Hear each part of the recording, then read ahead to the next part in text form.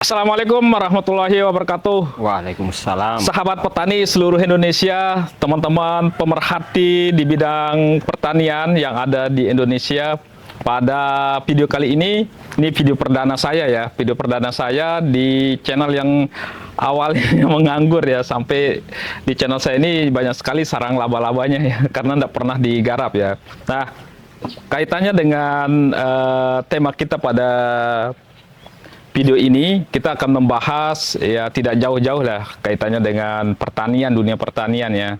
Lagi di samping saya ini ada pakar pertanian ya, sekaligus konten kreator yang selalu menyuarakan kaitannya dengan bagaimana budidaya yang sehat, yang ramah lingkungan, dengan memperhatikan cara pengendalian OPT-nya, pemupukan yang berimbang, dan lain sebagainya. Dan bahkan, ini sering saya tonton ya sampai akhir itu, selalu menyuarakan swasembada pangan, swasembada pangan.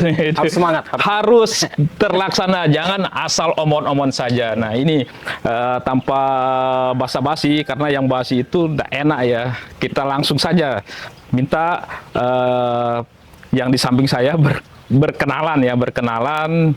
Sebenarnya dia ini benar ahli atau enggak ya? Silahkan.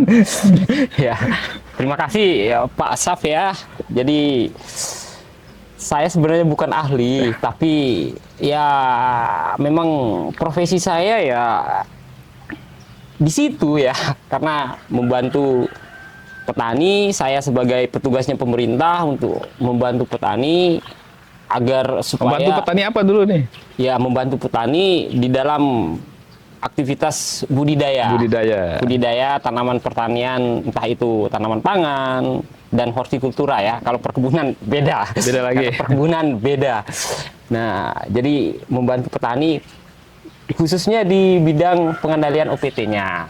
OPT dan DPI, dampak perubahan iklim dan pengendalian organisme pengganggu tumbuhan. Karena saya adalah seorang pengendali organisme pengganggu tumbuhan, POPT.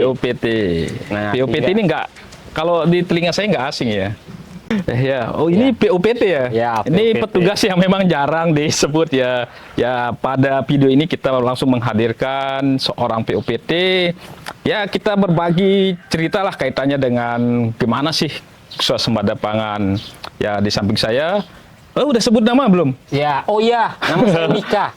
Di channel saya kan sudah sering. Ya, bisa disebutkan channelnya biar teman-teman bisa nama subscribe. Channelnya Arah Absurd, tolong di subscribe.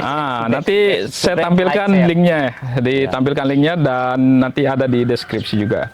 Oke, kita lanjut ya kaitannya dengan pembahasan kita pada video kali ini yang berkaitan dengan swasembada pangan ini, karena swasembada pangan ini menjadi PR yang betul-betul PR yang betul luar biasa bagi Pak Menteri Amran Sulaiman, swasembada pangan. Nah, yang jadi pertanyaan banyak orang ini, apa sih swasembada pangan itu?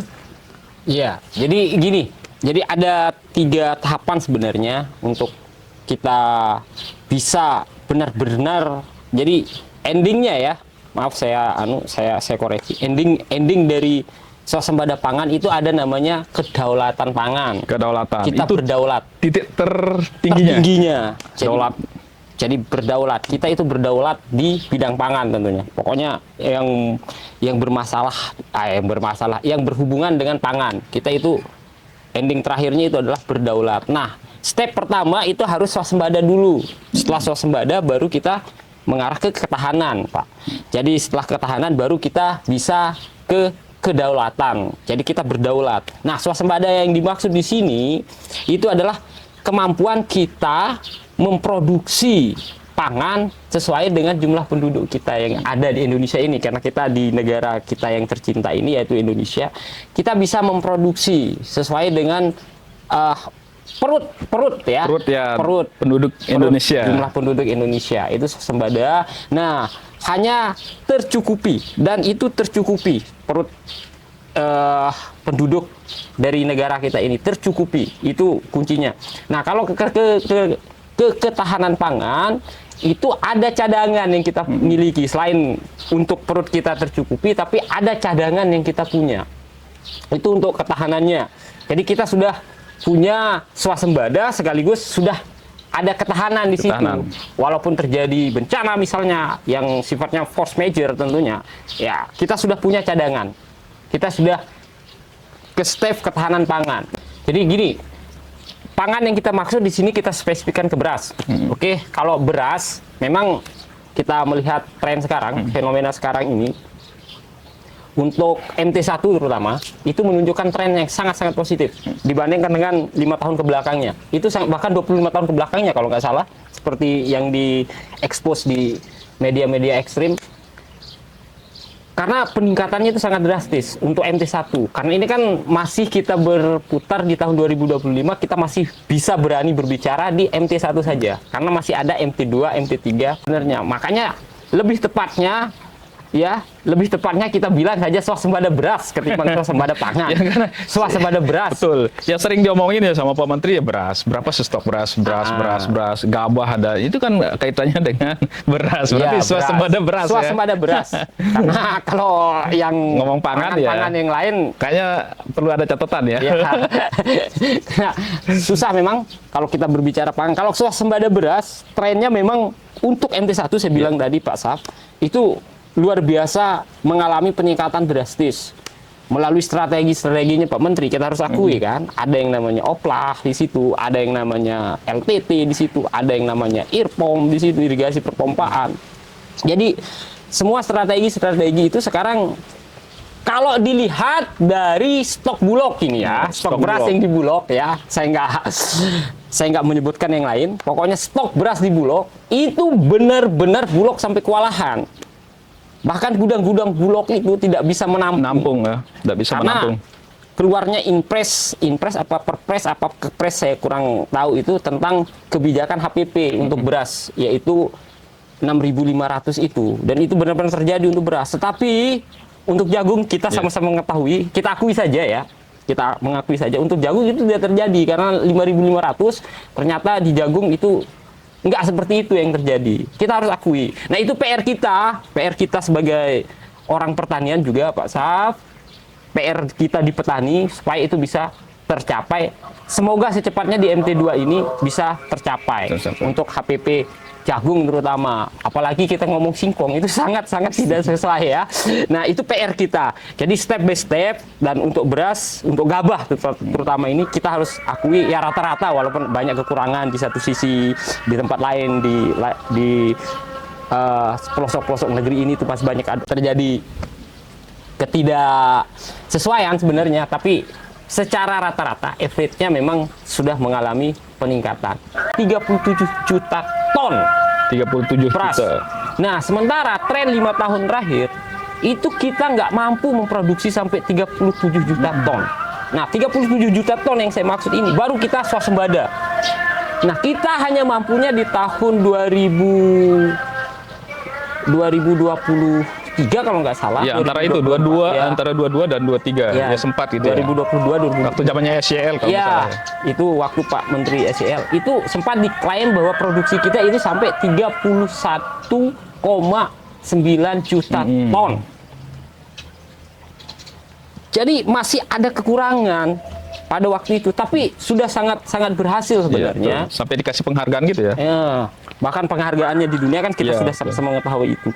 Sudah sangat berhasil. Nah, PR terberatnya melihat dari ketersediaan lahan atau luas lahan yang tersedia di negara kita sekarang ini untuk menggenjot dari 31,9 juta ton ini ke 37 juta ton. Jadi ada apa ya? Ada minus di sini yang harus kita kejar sekitar 5 juta ton lagi. Nah, itulah yang digenjot melalui strategi-strateginya Pak Menteri Pertanian yang sekarang, yang saya akui saya sangat appreciate. Semoga kita semua sebagai petugas pertanian di bawah ini sangat-sangat mendukung akan hal itu. Kalau kita yang POPT kan fokusnya ke OPT sama DPI ya kan, PI sama OPT. Ya sudah sangat mengamankan spesifik, produksi lah khusus. gitu. Ya, kita mengamankan produksi di situ. Nah, sementara program-program pemerintah itu kayak oplah, optimalisasi lahan, terus kayak luas tambak tanam, kayak irigasi perpompaan, terus kayak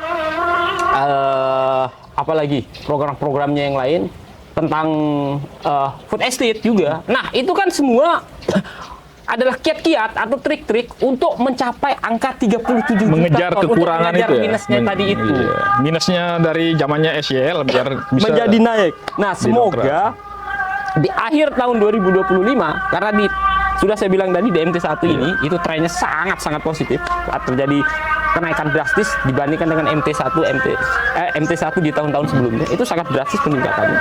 Semoga di MT2, semoga iklim cuaca itu bersahabat, terus semangat, terutama ini semangat ibu bapak, tidak ada ledakan hama ya. dan mudah-mudahan kalau terjadi yang namanya OPT sama ada gangguan karena OPT sama DPI, itu tanggung jawab kami, dan kami, saya sebagai PPT akan pasang badan di situ, karena ahlinya ya memang kami, Yang dibayar menjaga ya. khusus oleh pemerintah itu ya memang kami. Iya. Nah, kalau yang lain ada fungsional yang lain. Mari, dan ingat di MT1 serangan OPT bahkan DPI itu sangat-sangat minim. Itu angkanya luar biasa, berarti kita berhasil. Berpengaruh karena kehilangan produksi karena serangan OPT dan serangan DPI itu sangat-sangat minim di MT1 di tahun 2025 ini. Mudah-mudahan di MT2 kita bisa melakukan itu. Dan tentunya amunisi kita juga harus ditambah. Ya, walaupun sangat spesifik, sangat khusus Pak Saf, ya amunisi kita juga harus ditambah. Mudah-mudahan itu bisa kita lakukan untuk mensukseskan programnya pemerintah kita sekarang ini. Teman-teman yang sudah mengikuti video ini kita sudah memasuki di akhir sesi ya. Ya memang benar ya, swasembada pangan ini nggak harus berdiri di satu, apa istilahnya, di satu orang saja. Kita harus saling bergandengan, semua bergandeng tangan, karena ini cita-cita kita, biar kita nggak ketergantungan dengan seperti yang selalu diteriak-teriakan di beberapa di beberapa media sosial, jangan impor. Nah, petani itu harus kita naikkan derajatnya. Jangan sampai di mindsetnya, ya termasuk generasi muda itu petani itu kotor. Nah itu, dan regenerasi petani itu penting sekali. Ayo sarjana pertanian, kalian yang banyak ini, yang sampai ratusan ribu, kemana? Kita bahu-membahu, kita bangun pertanian kita demi mewujudkan swasembada pangan. Bila perlu ke daulatan pangan. Oke, mungkin itu dari kami. Mohon maaf kalau ada yang tersinggung. Jangan dimasukkan ke hati, cukup dimasukkan ke tong sampah. Oke, terima kasih. Assalamualaikum warahmatullahi wabarakatuh.